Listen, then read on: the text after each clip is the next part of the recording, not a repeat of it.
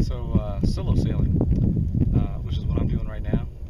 The P-18 is pretty good for solo sailing, even though it has a 6-foot cockpit.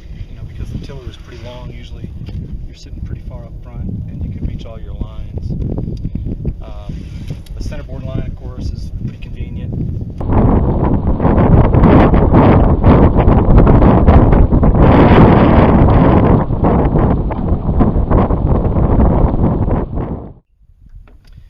As far as raising and lowering the main, in light winds, you can just point the boat and throw it up.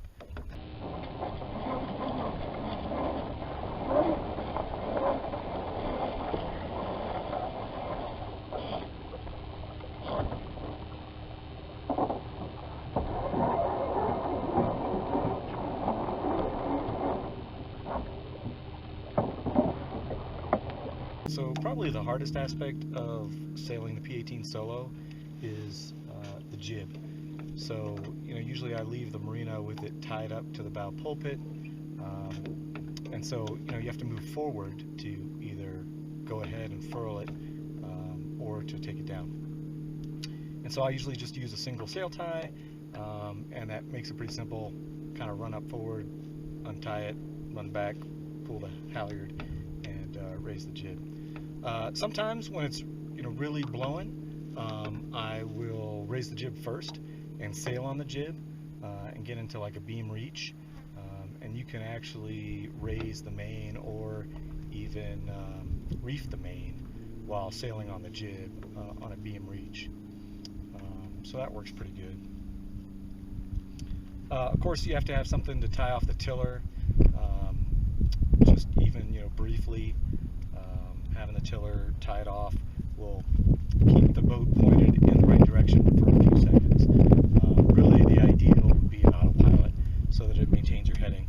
A lot of times as you move forward on the boat will swing side to side and it'll change directions. And if the wind's blowing, it can be kind of difficult to keep the boat pointed into the wind. And so if you tie off the tiller, there's nobody doing those little corrections. And so a lot of times the boat will just start going to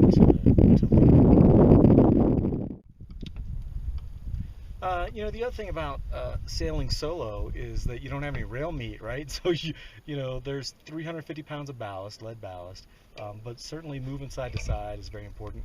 When you have another person, that's that much more weight countering the heel and the wind.